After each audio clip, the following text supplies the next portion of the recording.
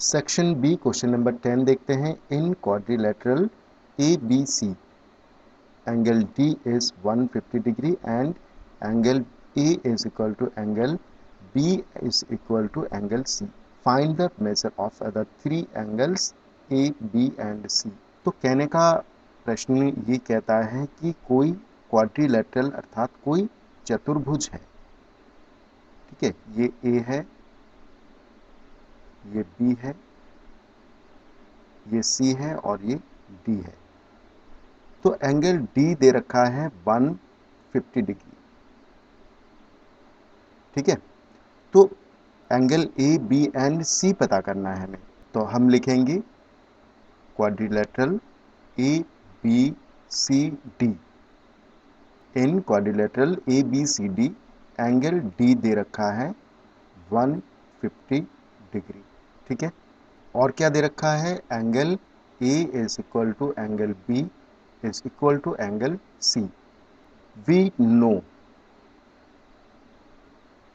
हम जानते हैं कि angle A plus angle B plus angle C plus angle D is equal to 360 degree होता है।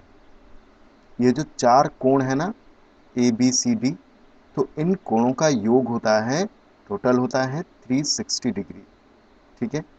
Angle A is equal to angle B is equal to angle C.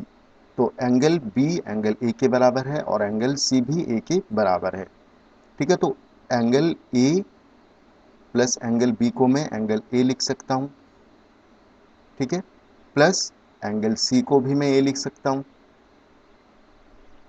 Plus angle D का मान दे रखा है 150 degree is equal to 360 degree, ठीक है।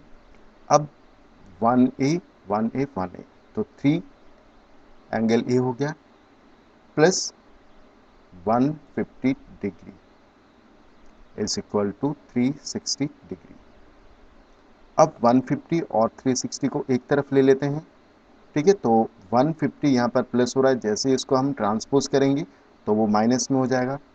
तो 3 angle A is equal to 360 degree minus 150 degree.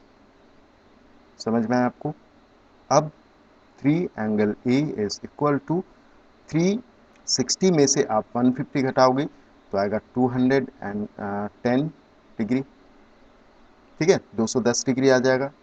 अब angle A is equal to 210 degree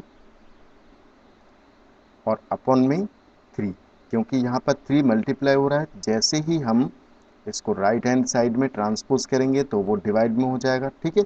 तो rule क्या कहता है, जैसे ही हम शिफ्ट करते हैं प्लस का माइनस हो जाता है, माइनस का प्लस हो जाता है, डिवाइड का मल्टीप्लाई हो जाता है और मल्टीप्लाई का डिवाइड हो जाता है। तो ये पॉइंट है, ये आप ध्यान में रखना। तो angle A is equal to क्या हो जाएगा, 210 में अगर आप 3 से अगर आप उसको कैंसिल करोगे तो आएगा 70 डिग्री।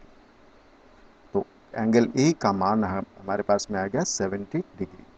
10 इस प्रकार angle A is equal to 70 degree, angle B is equal to 70 degree and angle C is equal to 70 degree. क्यों? क्योंकि ये तीनों बराबर है, ए का मान जितना होगा उतना ही बी का होगा और जितना बी का होगा उतना ही सी का होगा, ठीक है। तो हमारे पास में angle A is equal to 70 degree, angle B is equal to 70 degree and angle C is equal to also 70 degree.